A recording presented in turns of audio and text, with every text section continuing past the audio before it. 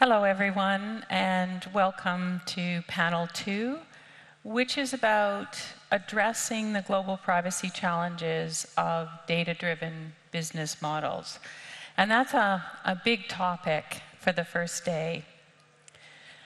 One of the reasons why we're debating this topic is that we're all wrestling with the same topics at the same time. And not just in one jurisdiction, not just one regulator. And in fact, it's not just regulators. It's companies too, it's the media too, it's journalists, it's civil society. But we are all concerned about the potential of business models and their corporate and legal duty to act responsibly. And everyone here, everyone across the landscape is concerned with these issues.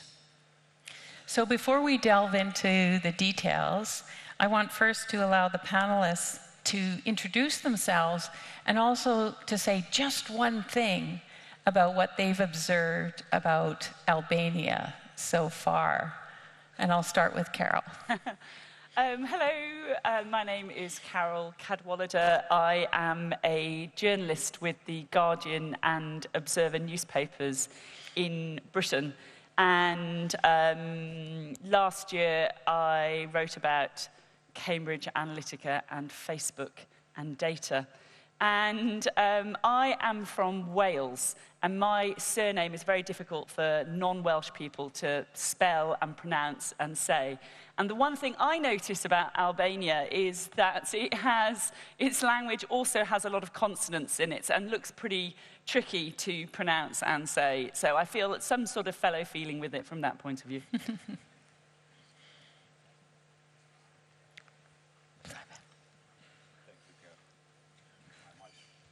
To switch to this mic.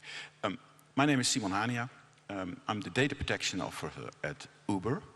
Data protection officer at Uber is a fairly independent role in which I guide, I'm a watchdog and an ambassador on the way Uber as a company uses data.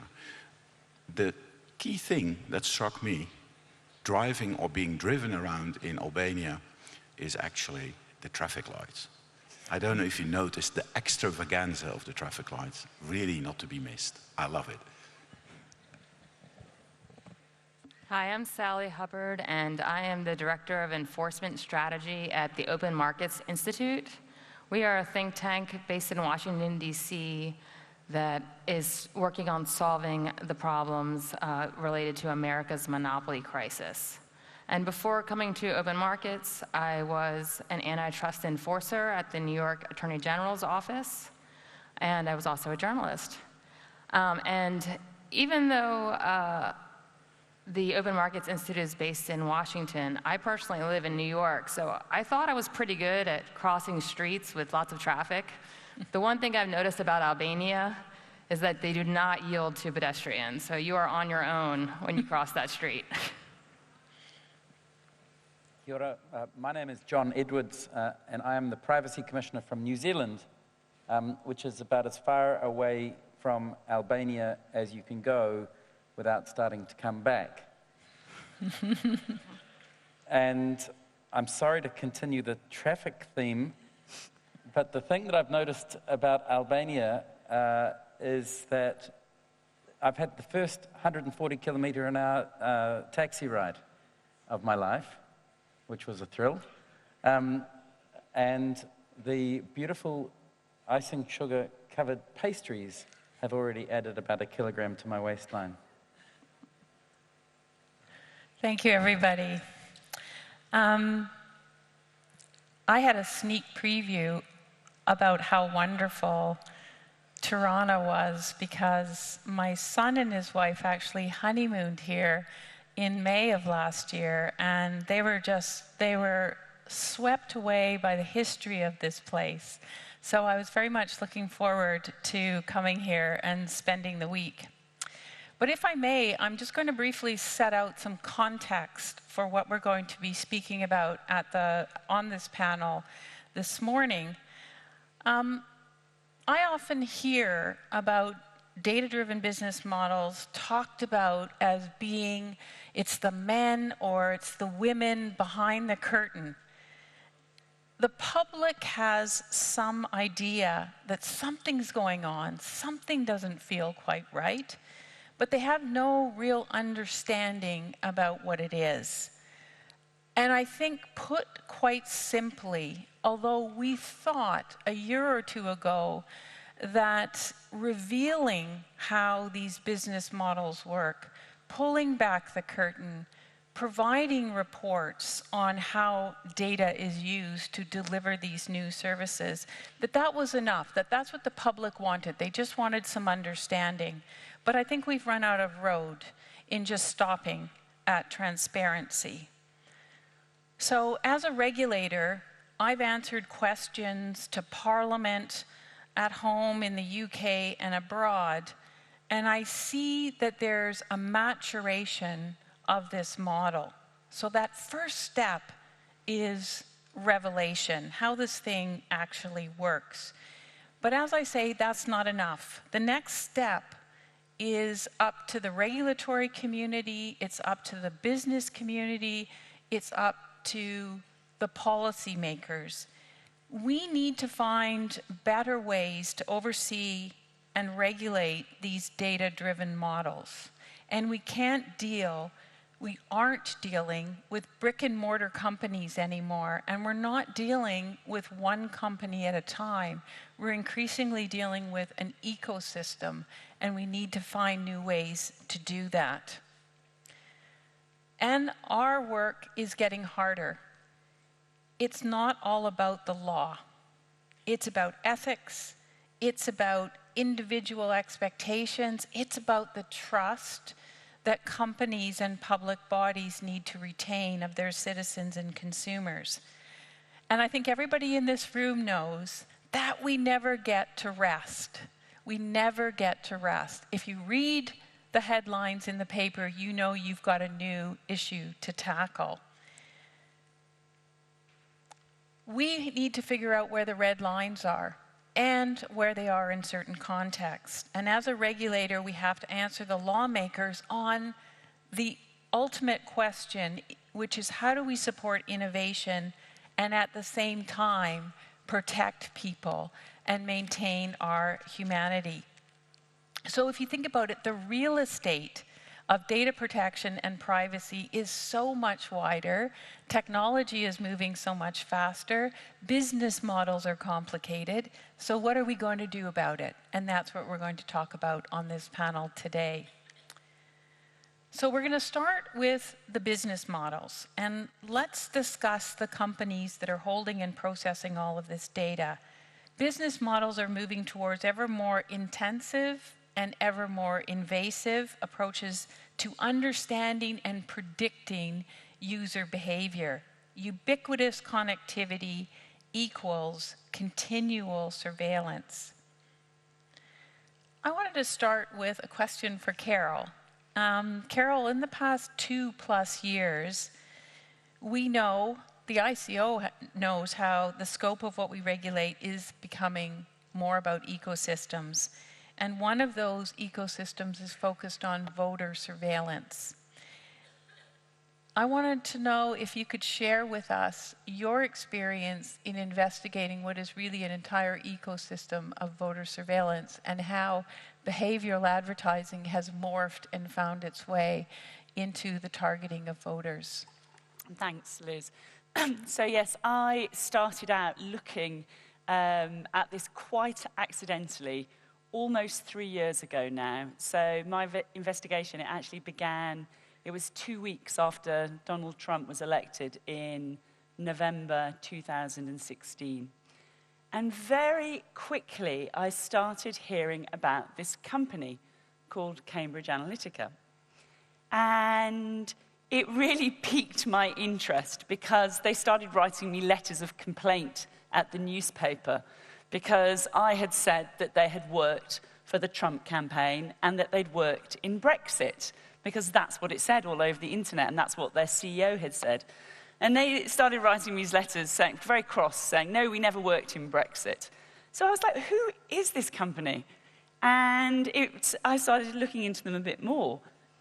And the more I found out, the more unsettled I was, because I discovered that this wasn't a data company per se, it was a military contractor. So it worked in the defense industry, and it had worked for NATO and the Department of Defense. It had worked in Iraq and Afghanistan. And then I also discovered this fact that it somehow, it was unclear, had acquired hundreds of thousands, millions of people's Facebook profiles. And that these Facebook profiles had somehow been used to help elect Trump, and also in the European referendum in Brexit, it seemed, from what they themselves had said. And so I wrote this first article about Cambridge Analytica, and I had a stroke of luck at that point. This was in February 2017. And my stroke of luck was that actually this article precipitated 2 regulators to look at the issue, and one of which was the Electoral Commission, who looked into the funding of this campaign, and the other was the ICO. And it was interesting, because I wasn't really, at this point, I knew nothing about data. I didn't know really that did I know we had data laws? I suppose so at some level. But it was really remarkable in that first week, because Liz came out swinging on the radio and talking about, well, actually, what this company's doing sounds troubling, and maybe it's unlawful. And so they started looking into it. And this is kind of really important through this next phase of the story, through 2017, because so much of the journalism around technology companies was being done by tech journalists. Sounds obvious. And it was particularly being done by tech journalists in the United States, because so many of these companies were American.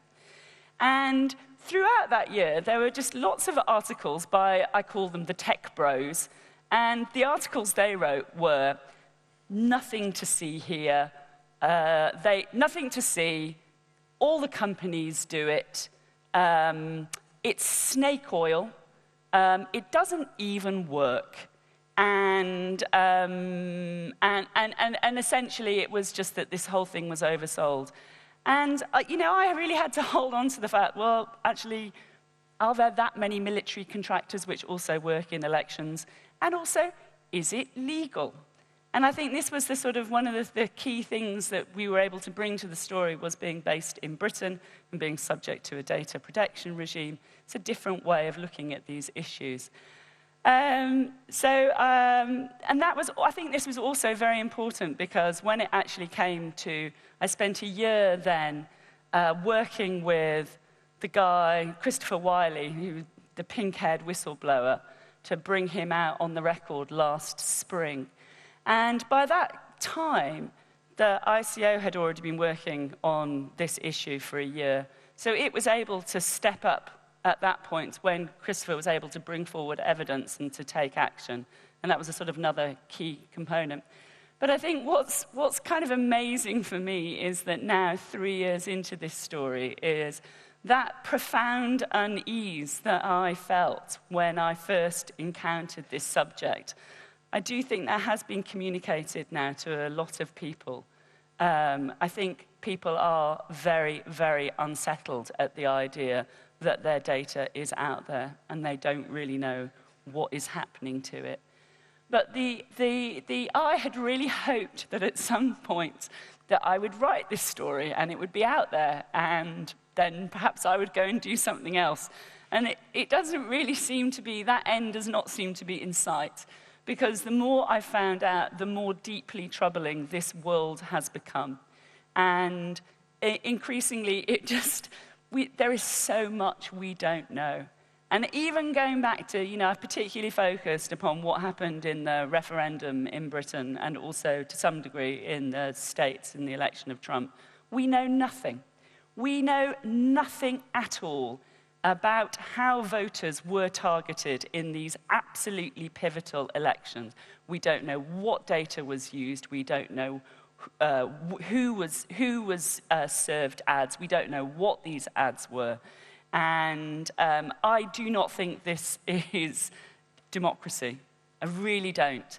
And I think that increasingly the power that we see that these vast companies have and the absolutely opaque nature of these technologies and the profound impacts they're having upon countries and elections across the world is something that is absolutely vital that we continue to interrogate and to continue and try to hold to account. You're still on this journey, and I think it's going to be a very long journey. It's very tiring. It's a very tiring journey. I want to turn to Simon, if I could, and so we've been talking about behavioral advertising used in voter surveillance and micro-targeting, but can we turn to talk about your company and transportation? And you are a data-driven company, but how would you distinguish yourself perhaps from some of the companies that we're talking about right now? And tell us a bit about your data-driven business model. Yeah, so in our company at Uber, we're focusing on efficient transport. So for us, being data-driven is key to enable that. Our business model is pretty old school. You pay, and we pay the driver. So that's a key differentiator. The point actually also is that these technologies can be used for multiple purposes. They can be used to influence an election process, but they could also be used to influence behaviors on the road. I was talking about this traffic light. Now, with the latest technology, you would be able to detect drivers speeding, ignoring traffic lights.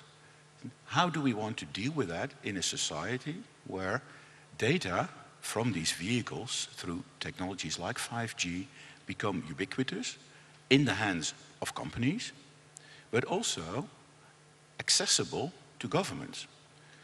So these technologies become cheap, they become available, and as a consequence, other businesses are doing their what's called digital transformation, but also government bodies are doing this. There's a keen interest in the area of smart mobility to be able to direct people to do the right thing on the road. So if we put everyone under surveillance, where's freedom?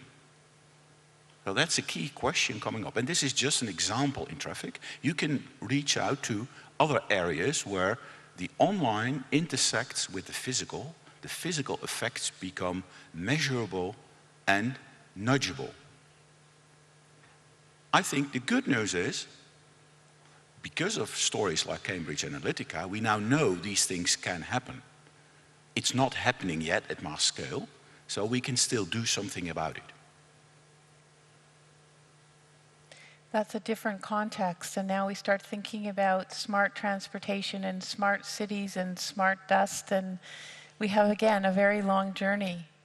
I wanted to bring John and Sally into the conversation, and one of the frustrations that I think we all face as regulators in this room is when we see new service offerings rolled out in a way that companies haven't had a look and haven't had an eye on compliance. So a lot of our work is after the fact.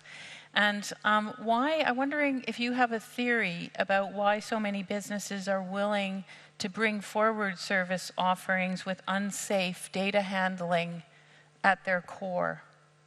Starting with John. Sure, thank you. Why? It's a mad rush to market. I mean, speaking as a representative of one of the smallest countries here, we rely on technology. We are takers of technology, and we really appreciate it. It's important for our economy. It's important for our social needs. But it means that we are takers of technology that is coded with cultural values sourced from somewhere else. And in the, most of that comes from the US. and we see there a preference to innovation over and above precaution. There's no precautionary principle with digital products in the way that you would expect, for example, and which most economies have for pharmaceuticals. There's no first do no harm principle. There's get it to market as quick as you can. And we've seen that approach lead to great innovation and great social benefits. And we've seen it lead to enormous social harms, whether you're talking about online bullying for children or the co-opting of live streaming for the dissemination of terrorist material. And that was a case, of course, that we confronted very specifically in New Zealand. And again, we had some evidence of cultural bias in that example, which we were talking about earlier. The example I'm talking about is the incident of a terrorist who entered 2 mosques in Christchurch in New Zealand and shot dead 50 people. Now, this was live streamed through a GoPro or some other device on the Facebook platform. Liz and I and other regulators had had conversations with Facebook years earlier in which we had asked, well, you know, there is great harm. It's obvious, it's predictable. Are you offering this service with full assessment and mitigation strategies for that harm? And we were assured that, yes, we were, that there are. Now, the most graphic and gruesome quote, I think, from the post-Christchurch examination, it was really stunning when a member of a Facebook executive, I think a safety panel or something, was asked by Congress why the AI that scans live streaming to make that platform safe for all the users all around the world had not picked up this atrocity and paused or diverted or drawn it to the attention of a human moderator. And the answer that the man gave was, it was not gory enough. Now you have to just pause and have a think about that. A man armed with an AR-15 semi-automatic weapon is able to shoot 50 people in about 9 minutes and, who are at prayer, and that is not gory enough. What that person was telling us is that, yeah, we applied a precautionary principle. We applied some cultural values that are derived from our obsession with Middle Eastern terrorism, that propaganda, terrorist propaganda means ISIS beheadings, which create a lot of blood, which we're going to train our AI on so that we can detect it. But taking a gun and letting loose 50 or 100 rounds, well, that's our God-given right. So we ain't going to train any AI on that. I mean, that's just one small example, but shall I continue for a moment? Yes. I mean, another example is that we have a supremacy accorded in these platforms and products that rely on data and facilitate the exchange of data to the concept of freedom of expression, because it's a First Amendment right in the US, which is the source of the people who write this code and the like.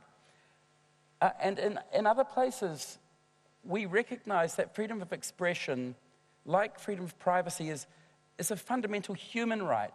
Now, human rights we have because of our humanity. They are a fundamental feature of our dignity. And they exist in balance with each other. But what we see is a co-option and an elevation of some rights for commercial purposes. So freedom of expression suits, and an almost absolutist approach, suits some digital business models because it reduces the administration costs, it absolves them of responsibility, it expands the reach. But in fact,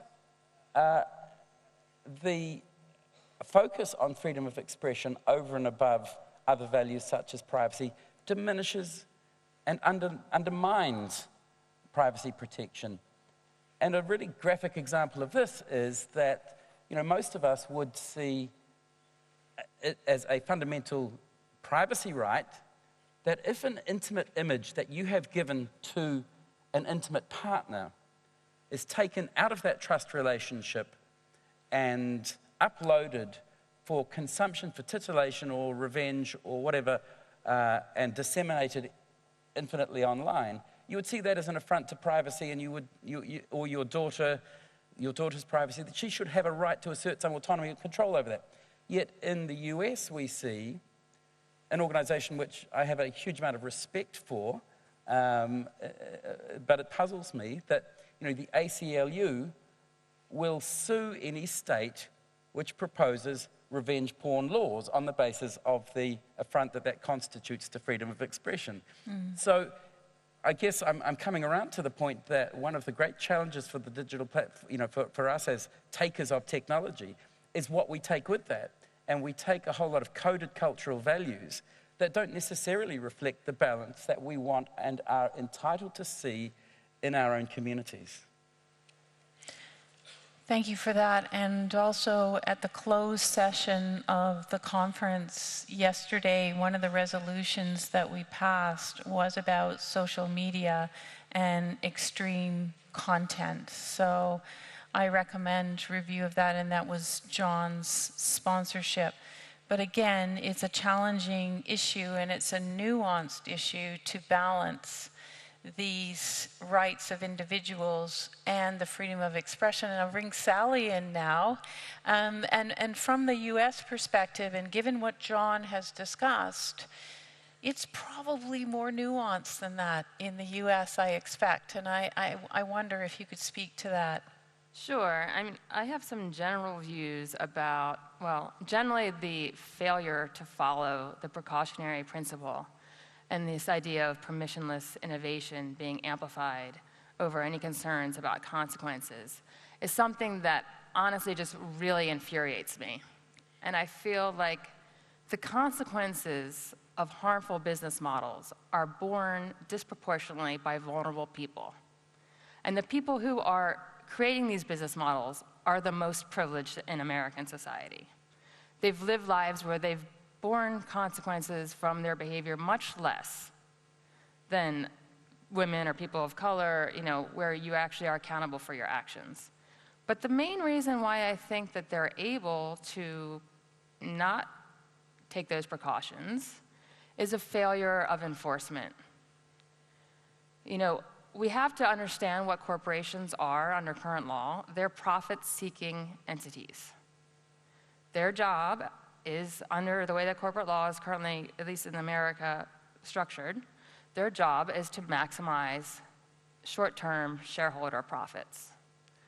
So I get very frustrated when I see enforcers saying to those corporations, will you do better? No. They're not going to do better if it's going to mean sacrificing profits. You need to make them do better. Okay, that's your job. So as long as they can choose business models without any regards to the consequences, and that maximizes profits, that's what they will do. So the two things that have always constrained corporations from pursuing business models that are toxic and harmful are regulation and competition. Now, my background is antitrust, and I really believe that competition is a major way to constrain firms from the worst impulses, because if they thought they would actually lose their customers to a competitor by abusing their privacy rights, that would make them change a lot faster if their profits were at stake. And regulation needs to be very meaningful. Okay, it can't just be a cost of doing business, which is what it currently is in the United States for sure. We recently just had the Facebook settlement with the FTC, which frankly, $5 billion sounds like a lot of money, but that settlement was completely useless and an abdication of the FTC's responsibility to protect consumers. Because it made complete business sense for Facebook to have done what it did, and it will keep doing it because so many profits are at stake. I see someone shaking their head no, which is always good for, always means I'm on the right track.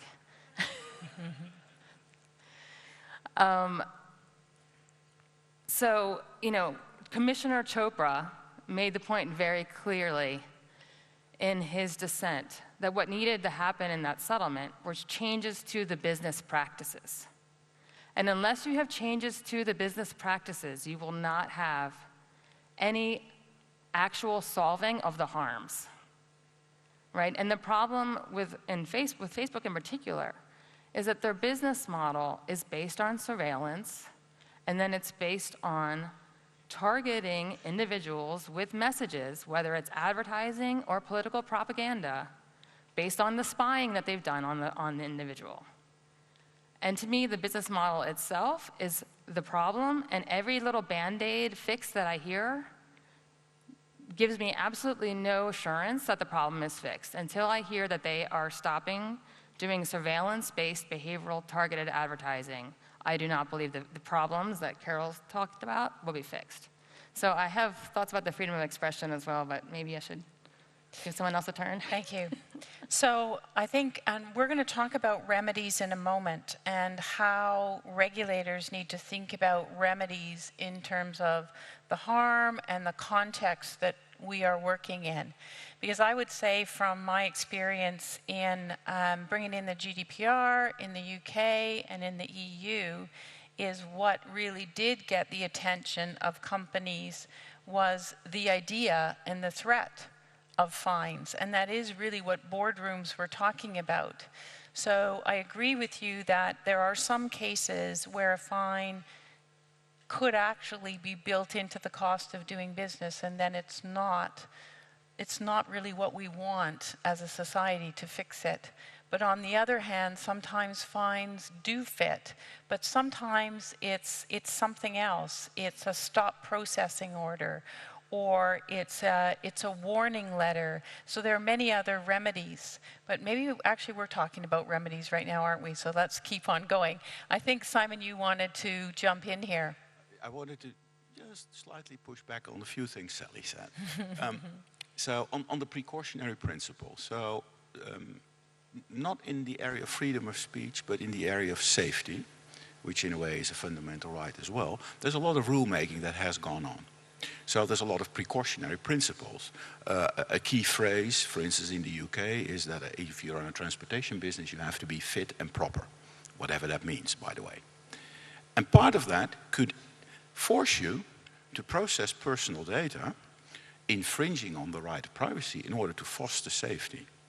Now, if you then bring in competition, if someone wants to promote itself as being a safer transportation company, they may start pushing for more infringement on the private lives, more surveillance in order to promote safety. So it's not a given that competition will work in order to foster the protection of private life. It could actually have the opposite effect. So we need to be very context aware and conscious, because safety tends to trump privacy as well, like freedom of speech does. So, and on a more personal note, I always find it difficult to compete on fundamental rights anyway. So try to avoid that. On the point of the remedies, you know, a fine is not what you want, but it's a one-off on the bottom line. A ban on processing, which GDPR allows, has a fundamental effect on your growth potential, and it touches the top line. I can assure you that will have much more attention than anything else. As you know, in the past at Uber, we had some issues with internal ways of handling sexual assault claims. That resulted in the hashtag delete Uber. Boy, did that have an effect. There's no fine that could have ever had that effect. So there are ways to instill proper behavior. So that's a very strong point, and that's a reputational hit for the organization. But I'm wondering, we often have these conversations, we're talking to business, we're talking to journalists, we're the media, we're talking to regulators, talking to civil society. What about the people? What about people? How do we get people to care more, to exercise their rights, to understand their rights. And I think we all have a role to play in that. How important is it to get people engaged in these conversations? And I'm going to ask each of you to give a short answer to that, starting with Carol. So I think I might combine this question with actually what you just said about safety and why people should care. Because at the moment, elections are unsafe. Okay? That has been established. And that journalism has had a large part to play in that. People are worried. I mean, I think we know that. We can see that. In Western democracies, people are very concerned about what is happening. Now, my question to you is political advertising on these platforms, is that compatible with data protection? Because it doesn't seem to be. So I think given that we don't know what data is being used to target people, and we know that that is sensitive data, their political opinions, and given that there is an interplay here, that it's about individual rights and about individual privacy, but there's also societal rights here and how we function as a society. And both of these things have been evidenced to be deeply, deeply toxic. And you are the people who this is in the hands of. It's up to you, really. So, the evidence is out there, and people have shown that they care. And it's all very well talking about the letter of regulation, but the spirit of regulation has been breached. And I would ask you that you are the people who can enact change. And it's really your responsibility to do so. So I really hope that that's something that comes out of this week. What are you waiting for? What is the world waiting for? It's already pretty bad out there. And the evidence of these subverted elections, has just been mounting up and mounting up and mounting up. And the companies that are controlling them are unaccountable, just show their contempt for laws, for sovereign parliaments. So I really think that the time for polite talk is over, and actually we need to see some action. Simon, you have a comment about bringing people to the table, engaging. So the reality of the data processing is that it's so enormously complex and dynamic that I don't see how we can have people really understand it and make informed choices, to the extent they can even make choices. I really think that, drawing a parallel again with the car industry, you assume your car is safe because there's a lot of people involved in that safety. When you buy food, you can see what ingredients are on there. No one reads them. It's a food declaration, like a privacy statement. No one reads it because you can assume it's safe because there's a system set up. That's what we need to do in this world of data. People need to be able to do that. And that's what I try and do in my role as a data protection officer, focus on the individual and help guide and steer the organization in doing the right thing with data so that people can entrust us and don't have to focus on privacy when they use an Uber, but that they can experience a great service. So I really think it's up to us as a community, and not just the data protection authority, it is the data protection officers. There are consumer organizations, NGOs that need to be involved in getting these done. In my view, I think in the larger scheme of things, what we currently see in data is just a moment in time, an anomaly, which was also there in the 50s with cars with the infamous Edsel. We will need to go over it. We need to mature in this, and we need to start talking to each other and having the mechanisms in place for organizations to do the right thing with data, so people don't have to be worried about it. Because asking people for consent or notice and consent is making them worried. Just to close off, who has ever read the instruction manual of their vehicle? You don't. Unless something is wrong or something is broken, and otherwise you just leave it there. Right, and policymakers will respond when they hear from their constituents that they're concerned about something. And I think we've seen it in all of our countries when it comes to online harms, cyberbullying, extreme material online. So I think our politicians have heard that.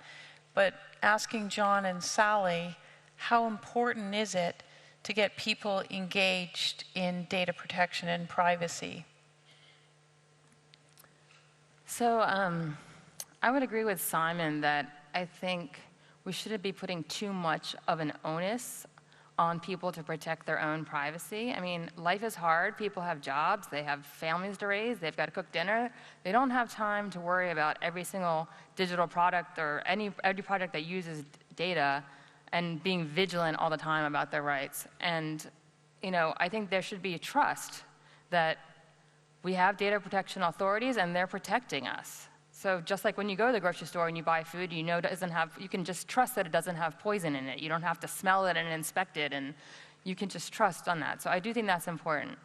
I also think it's important for people to just get engaged in the issue. Largely, the reason why I'm focused on that in America is because of the tens of millions of dollars that are being spent on lobbying by the the big tech platforms mostly that are invading privacy and problematic and very dangerous ways, spending so much money to influence politicians. So I think a main reason to get Americans engaged is to combat that, so that their will is, that their politicians or their representatives are doing their will instead of the will of the massive corporations that are drowning them in money. But I think there's two main reasons. People always say, oh, Americans don't care about privacy. I get really angry about that because I think people don't care about privacy because they have no idea, particularly in America, they have absolutely no idea the ways in which they're being tracked. If you ask the average person, what does Facebook know about you? They think it is the things that they posted on Facebook's platform. And so then there's a lot of victim blaming, like, well, I was stupid to post my picture on Facebook. And they have no idea that Facebook is following them all across the web and combining it with their offline data and combining it with the data sets of billions of other people to know things about them that they don't know themselves. So I think it's a massive fraud on the people, that they have been deceived, and that we need to educate them so they can understand it, so they can pressure their politicians and counteract the lobbying weight. But otherwise, I agree. I think it should be something that they can trust is being taken care of. And I also want to echo what Carol said. This is the time to be courageous. This is not the time for you all as enforcers to be meek. This is an important responsibility that you have. We have major crisis on our hands, and you are positioned to do something about it. So no pressure to John. But I'm wondering, John, I mean, you like me have to show that we've got people's backs, that we're protecting people, but don't we need other players to help us along the way? Yes, we do, but I want to really strongly endorse the comments that have been made all along to my left. I think what Carol said is really important. Traditionally, we've considered privacy as a private right, an individual right. And I think what Carol has showed us through her work is the importance of privacy as a public good, how it really underlies a whole lot of the institutions that we rely on for a functioning economy and society. But also to endorse Simon and Sally's comment that we can't shift responsibility, that the information asymmetry is so tilted against the individual. How can they possibly engage?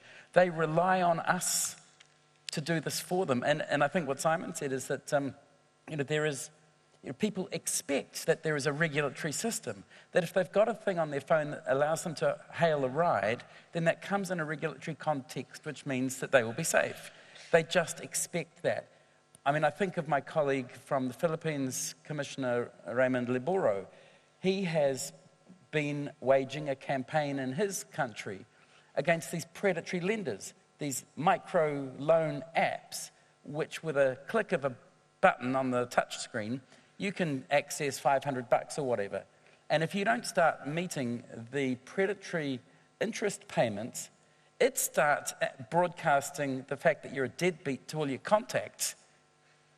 And people instinctively look at this and they say, this cannot be right. And so they are finding their way to the commissioner, and I don't know how many of these things that you're playing whack-a-mole, but you're taking them down, and that is our role. People, they don't know what data protection laws are. They just know that this cannot be right, that this is creepy.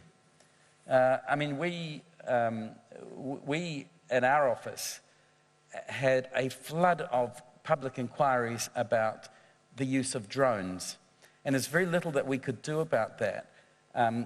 But we wanted to insert some guidance into the supply chain. So we did a little tiny brochure in collaboration with the Civil Aviation Authority and the police, who were also being plagued with inquiries about this new public menace. And we didn't bother to explain to people what the data protection laws were. Our top bullet point for user guidance was, don't be creepy. Mm-hmm.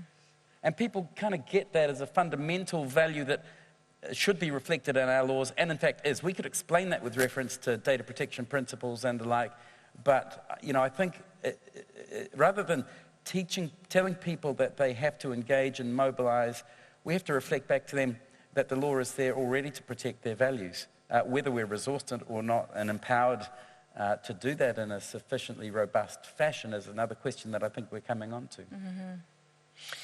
So the question that keeps me up at night as a regulator is, are we doing enough? Are we protecting people enough? Have we done enough? What have we done well? And what do we need to do differently? Carol. Well, as I say, I think that it was really profoundly important, the fact that the ICO came up behind journalism revealed abuse and the regulator stepped in to investigate it. That's actually just really important, and other parts of the British state and institutions have not done their jobs. And so I think this was a very important thing, and you can see from there that that has unleashed now so many other disquieting issues that require investigation. But I think I return again to this question of political advertising. Mark Zuckerberg, 2 weeks ago, Facebook changed its regulations to allow misinformation in political advertisements. And he did this, I think it was a week after he had a closed-door meeting with Donald Trump. So this is an American company who, in conversation with an American president, has undertaken a rule that affects people globally. And I don't think that's okay. And I think that the idea that these political advertisements are going to be seen by millions, billions of people across the world, and is going to be a key vector for disinformation, for lies and dishonesty in a world which is already struggling with these issues, is not okay. And I would say to you that we need a moratorium on political advertisements on Facebook. And until we can establish that our elections are safe, on the safety first principle, then these advertisements are unsafe. They are a key part of the ecosystem. And I would call upon you to think about whether there is more that you could do. And I think there are more. There's regulators coming together. There are some new standards and requirements that the European Commission has put out for its elections. So that's a US decision, but I don't think it reaches around the world, but we'll see. If I go to you, Simon, what could regulators do better? What do we do well? What do we need to change? Key word for me is consistency. Consistency meaning that if I take an Uber in Amsterdam and I fly to Boston and I take an Uber in Boston, that my experience is the same and that my protection travels with me. Which means, and that's an aspirational goal, it's not something to be easily realized, but in order to make that happen, it is important that regulators, also data protection authorities, align and be consistent. It doesn't mean that all of the answers need to be the same, because there are cultural differences and laws are differently perceived and values are different, but it needs to be consistent across a level at the globe, but also locally, that if a reasoning is applied to a certain type of industry, that within that industry, similar reasoning or type of processing can apply. So it's very important to have that and not be subject to pressure in certain cases to tweak a judgment a bit. So consistency is absolutely key. In advance, in guidance, so I welcome any resolution coming out of this organization, but also in terms of enforcement. Because that allows me as a DPO to way better tell my organization what would a regulator think of this, because that's basically the question I have to answer. In a way, I am your proxy as well. So that's my plea to you. Consistency, but not necessarily uniformity, but consistency in how that is applied and the predictability that it creates. Thank you. Sally, jump in. Yeah, so I can speak mostly to the state of affairs in America, and I would say it's a huge mess. From the antitrust enforcement side of things, we've allowed these companies to become monopolies by not enforcing our antitrust laws against anti-competitive conduct, which has allowed them to constantly muscle their way into new markets, to buy up competitive threats. It's really a failure of antitrust enforcement that has gotten us to the state of these monopoly platforms that can then extract monopoly rents of data from users who don't have an alternative to vote with their feet and use something else. In terms of privacy, we don't even have a federal privacy law. We do have the California law that will be starting in January. But the movement is to make a federal privacy law, and by all accounts, what's happening is massive lobbying in order to make a very weak federal law that will preempt the California state law, and we can make it so that it doesn't apply. So on the privacy side of things, we're a complete mess. So I would say not doing a good job in America. As in terms of Europe, from an outsider perspective, when I first learned about the GDPR and read its text, I really expected that entire business models would be invalidated. I didn't understand how, for example, a retargeter would ever be able to get consent for collecting data when they had absolutely no relationship with the user, and no user would want to give their data so they could be stalked around the internet with ads following them everywhere. I also thought the behavioral advertising model would come under threat because, again, I just don't think that if people really understood how their data was being used, they would consent to that. And as far as I can see, these models are still alive and kicking, and the practices that are really problematic that Carol's been mentioning particularly are still going on. So you'll have to tell me, is it working? From an outside perspective, I don't think it is, but I'm being patient and hoping it's just a matter of time. Also, I just want to make one comment about what Carol said about the exportation of this terrible scenario with Mark Zuckerberg meeting with Donald Trump to the rest of the world, is that we are also very, very devastated about that in America. And I know I'm not going to let my democracy just slip by. I'm going to fight for it. So please join in fighting it for my democracy and any other democracies. So just a comment before I turn to John. GDPR is still the new kid on the block. There are active investigations underway that will impact business models. So investigations into, for example, real-time bidding in internet advertising. There's active investigations going on, active investigations. The European Data Protection Board has in its pipeline many cases that are going to go through the consistency mechanism, but it's a new law. It's a strong law, and I think that we have confidence that it will make an impact extraterritorially as well. John, do you want to self-certify whether you think you're doing a really great job as a regulator or what we should do differently? No, I'll let others judge that, but the business model of the digital world is that there can be only one, right? There's got to be one in search, there's got to be one in video, there's got to be one in social media.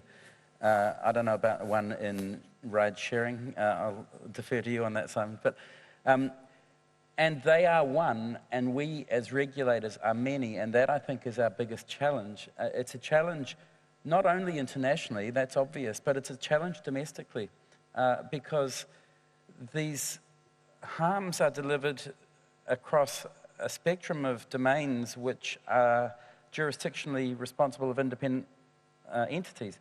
So I, for example, need to connect with my competition authority, with my consumer protection authority, the Electoral Commission for Electoral Integrity, and then there are content providers, content regulators and online harm regulators. So domestically we need to combine, but if we do that in New Zealand, we are still a minnow. The GDPR was enormously effective in changing some, well actually even before GDPR. Think about the Gonzalez case and the right to be forgotten, right? The minute the European Court delivered that decision, Europeans achieved a right to be forgotten. That was restricted to Europe and not rolled out anywhere else in the world.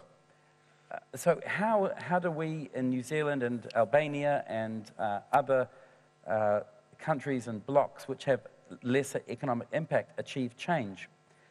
Again, we have this problem of being net takers, which leaves us very vulnerable unless we can effectively connect internationally with our regulator colleagues. And I think that governments need to provide some coordination mechanism, because there is no equivalence between an organization that has a revenue of, I don't know, 100 billion per annum and a country which funds a data protection authority to the tune of about 2 million euros. Can I give you one example? Yes. In this zone? A couple of years ago, or no, it was last year, a young woman who was a backpacker from the UK was in New Zealand. Her name was Grace Millane. She took a Tinder date. The guy she went out with murdered her, and it was an enormous tragedy for that family. And her body wasn't found for a week or so, but very shortly afterwards, an arrest was made. Now, at his first appearance in court, the judge ordered suppression of the defendant's name, which means you can't publish it. And that's a very deliberate and considered decision to ensure the fair trial rights of that individual. And in some cases, there are privacy rights implicated as well. But because of the enormous international interest in this case, because of this young woman who was from the UK, UK media were not subject to the suppression orders. They published the defendant's name, and, you know, in their defense, you publish a newspaper in Manchester, it's not going to taint the jury pool in Auckland, right? But because of the level of interest online, that generated Google alerts. And this suppressed information was pushed into the inboxes automatically with no human intervention, with no malice or intention to to violate the suppression laws, but just because the algorithm is built once, scaled internationally, without adequate mechanisms to ensure that it's safe for that community. And that's the kind of problem that we have. You know, how do they code that out? I don't think Google did that on purpose.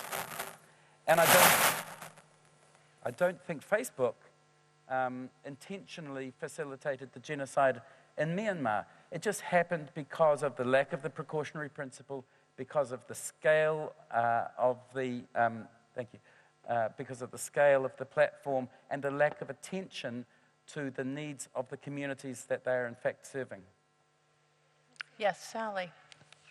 I think, and just on your last part about the genocide, I think Facebook is now well on notice that its algorithm amplifies content that makes people fearful and angry. And it was built as a persuasion tool for advertising, but it's now a persuasion tool for all kinds of things, including genocide. And this is coming back to my very first point. A business model is a choice. They've made us think that this is inevitable, that this is the only way social media can be. There are lots of other ways you can do advertising. We used to do advertising based on context, not based on surveillance. Maybe regulators need to decide that some business models are actually not okay and not allowed. So it's not that they're just this passive receptacle that, sorry, we're neutral and all this hateful conduct is being posted and we are just a neutral platform. They're not a neutral platform. They're biased in favor of incendiary content. And that's what serves their business model. That's what made, you know, it's the persuasion and the engagement. That's what engages people the most. Blame it on our survival instinct. So I think there needs to be a lot more accountability. And I also think this point that there can only be one is also a reflection of the failure of antitrust enforcement. I don't believe it to be true. Yes, there is the phenomenon of network effects. We've dealt with that in other contexts. We broke up AT&T. There was network effect there with the phone network. Okay, there are ways, and we've done it throughout history, of monitoring communication networks and making sure that they are decentralized and non-discriminatory and common carriers of all content and don't favor certain content over others. This has been the regulatory regime throughout, since the post office in America, right? You know, and the railroads, and we've used it for all kinds of communication and transportation networks. So the idea that there can only be one is a failure of both antitrust enforcement and public policy, and it's not the way that it has to be. Just to interject about the U.S., a Canadian working in the UK is now going to offer an opinion about the U.S. environment. But what I admire about the U.S. environment and what I see happening there is stronger state laws, the attorneys general taking on some of these cases, the FTC moving forward with strong enforcement, the congressional hearings that are happening right now about the big tech companies, the strength of the civil society and advocacy community in the US. And you know, when I think I'm coming from a small country like Canada, I really admire the civil society taking on some of these cases, and even the discussion about a federal law sometime in the future. As I'm feeling a little bit more optimistic about the U.S. than you are. How dare I? I'm optimistic about the state AGs, so maybe that's because I come from the state AG. But I'm optimistic about them and civil society. That's what I'm part of, and you know, the FTC, no, big X. Sorry. Except for, you know, the dissenting commissioners, Commissioner Chopra and Commissioner Slaughter, they've been making the right points. They've been dissenting from all of these settlements.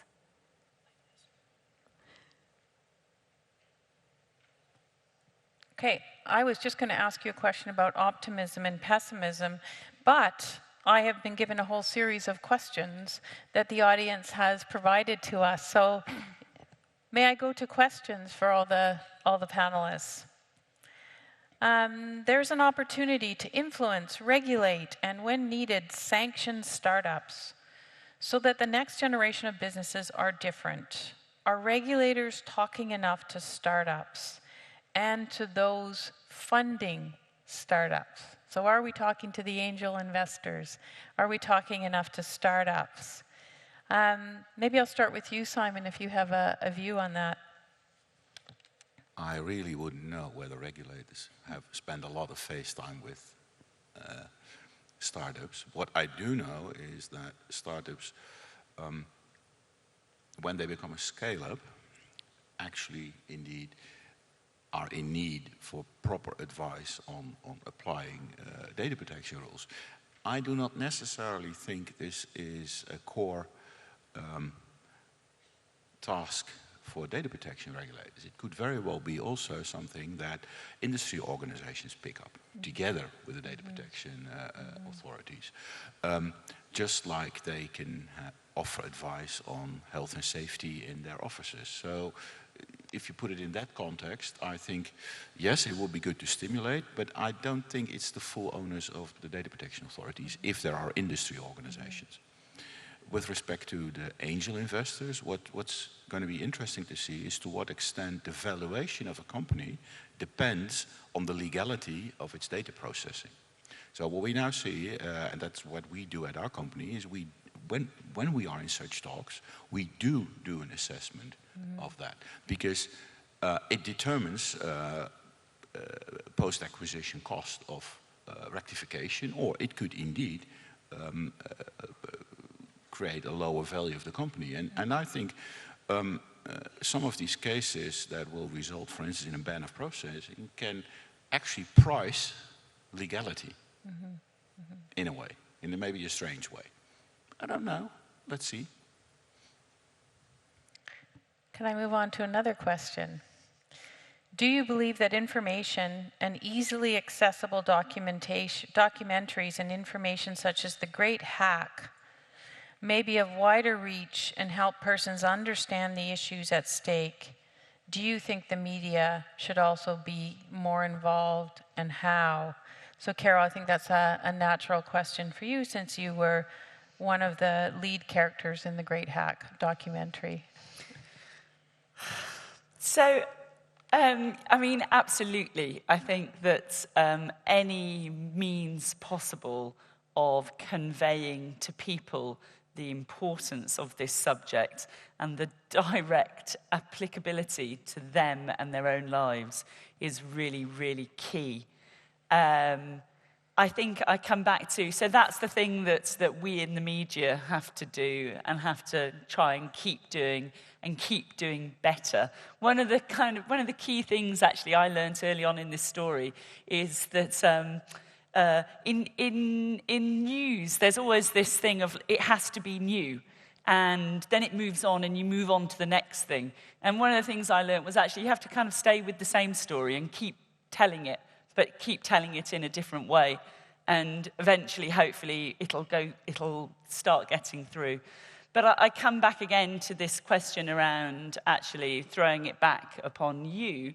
And I think one of the things I wanted to say before is that I see so often in Britain regulators and institutions and even organisations such as the BBC being scared of anything that is to do with politics.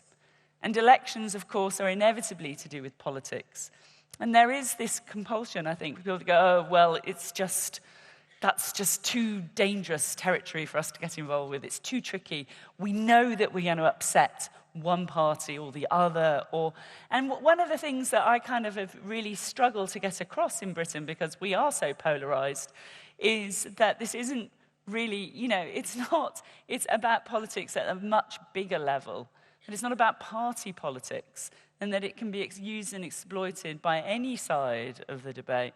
And so that's the thing that I just sort of would like to try and, because I can imagine that there must be many countries represented here where there are political issues in terms of introducing and enforcing these kinds of regulations. And that's where I think this collective responsibility, international solidarity, and looking higher, looking at the fact that actually this isn't just, there's also matters of national security here. There are a lot of small nations, I think, represented here, and yet you have the technology of a single company, a foreign company, that has shown that it won't even, I don't know, have you had somebody from Facebook, Mark Zuckerberg or Sheryl Sandberg, come to New Zealand to answer your questions? They certainly haven't come to Britain. There's been some engagement in terms of the Christchurch call, but no, there's been no prospective question answering, I think. Another question, how does one measure success in a data protection authority? What do you think, Sally? Have you stopped the harms? Have you fixed the problem? Have you changed the model? If the model is harmful, have you made an impact? And can I just add on to what Carol was just saying? I've actually done a lot of work about how the monopolization of ad revenue by Facebook and Google has undermined journalism. So if we're saying we need journalism to save us from the surveillance, the surveillance is actually what's killing journalism. Because they don't have the 360-degree view of everything you read, think, do, where you go, and they can't target ads the way that Facebook and Google can. So all the ad revenue has been monopolized and extracted, and at the same time, they are now dependent on Facebook and Google for distribution to reach the user. They're a gatekeeper to the user, so be careful what you say, because the spigot can be turned off, the algorithm can be tweaked, and you can be destroyed. I mean, I think this is so true. I mean, please don't rely upon journalists, because there are so few of us, and we have no funding. Well, especially at the local level. Especially at a local level, that's exactly right. But even at a national level, the number of journalists who, were employed to work on this story would appall you, because it's, the Observer, there's still a vast team of one who are working on this story. And that's because exactly that, because these technology companies, they destroyed the economic model of journalism, and we haven't yet managed to overcome that. And so, in terms of the vulnerabilities here, they are acute. And that is why it's just so important that exactly this entire ecosystem really needs to be stress tested, and whether it's actually lawful. I have another question, and it's about the kids. Young people are growing up in an age of data-driven business models. They may never know any other reality. How can we make them realize that this is something that they need to be concerned about? And I was so impressed by the work of our Albanian colleagues and their award-winning work to really try to get to children between the age of 4 and 9, because that's where this starts. But the question is, how can we educate our children to be good digital citizens? John, do you have an answer for that one? No, I don't have an answer, but I do have an optimism. I think there is a natural, that children do increasingly have natural defenses against the surveillance. I think that does need to be strengthened, and I think that some of the work that you've done with the age-appropriate design, some of the work that the OECD is doing about their guidelines, NGOs like Baroness Kidron's Five Rights organization, these are going to be hugely influential. One of the things that I think, we should see a copper enhancement, for example. There should be a no questions asked, absolute ability to delete content about children, whether it's posted by them or about them. They should be entitled to walk away from any digital trail that they've left without any question permanently. So that would be one thing. Because, I think education is important, but I also think we should, we can't leave it to the children. No. We have to be their agents and ensure that the organizations who are profiting from children actually take the burden of responsibility and the administrative cost of ensuring that children's rights are protected. So I don't want to put an emphasis on educating children if that is a placebo for actually getting responsible online conduct in relation to children.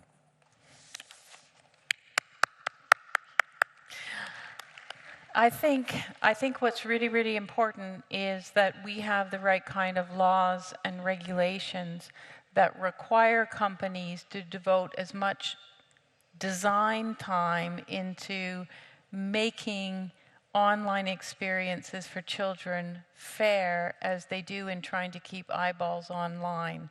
So I think that's really important, and that's what the UK's age-appropriate design code is all about. But I think we're near the end of our session, and I'm going to leave you with a question about whether you're optimistic or you're pessimistic that companies, that regulators, that journalists, that civil society and advocates, are we going to be successful in changing business models where they need to be changed to better protect our privacy and our humanity? And I'm going to start with Carol. So I think that these large technology Silicon Valley companies treat the rest of the world with absolute contempt. And I think the refusal of Mark Zuckerberg to come to Britain to testify to our Parliament, his refusal to come before an international committee of, I think it's 12 parliaments, he is not interested in the rest of the world, refuses to be held to account. So I think the rest of the world cannot and should not put up with this. And I really hope that this marks the year of the tech companies' greatest power, and that we will see that power being eroded as regulators and lawmakers elsewhere bring them to account. So I don't really have that much confidence in that happening, but let's say I do. Let's be optimistic. Let's put some optimism out there to fuel it back. I don't know. And of course, there are leading companies that are doing very good work in the privacy space. So don't forget that. There are, yes, but those, because I'm particularly focused upon democracies and elections, the key companies there are not. They are doing whatever they can to evade the law. There is so much more awareness now because of your work, because of others' work, than there was 3 years ago about micro-targeting. So the exposure is there. Simon, are you feeling optimistic or pessimistic? I'm absolutely optimistic, because otherwise I wouldn't be where I am today. I'm part of making that change. So yes, if I fail, there's no option. Thank you. Sally? I'm optimistic in the sense that I think that the current state of affairs is just completely unsustainable, and eventually it will have to fall. And the only question is when and how much harm will happen before it falls. So my goal is to dismantle it sooner rather than later so that we have less harm. One thing that I'm actually really optimistic about are the startups that are coming along that are privacy protecting. And I think that antitrust enforcement and also privacy regulation that reduces the power of these gatekeepers will really allow these pro-privacy and pro-democracy innovators to have a shot at competing, because right now, any new innovator can just be cut out of a market by a giant. And in the history of America, when we did antitrust enforcement, we broke up AT&T, we saw these whole huge springs of innovation. So I think weakening the power of these monopolies through privacy enforcement, through antitrust enforcement, will allow these pro-democracy startups to have a shot, and I have a lot of optimism in their potential. We have quite a few innovators and startups in our ICO sandbox, beta testing their rollout, so I'm really excited about that. John, are you feeling optimistic or pessimistic this afternoon? I'm feeling really optimistic because I think the great awakening is upon us, and that a message has been sent, and we're seeing that it's heard. The ripples are rolling around the world. I think it's incumbent on you and I, Liz, to feel that vibe and to deliver on the great hopes of the people who have signaled that they've had enough. Yeah. Thank you very much. Would everybody please join me in thanking our panelists today for that great conversation?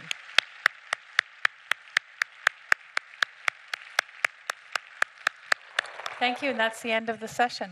Cheers.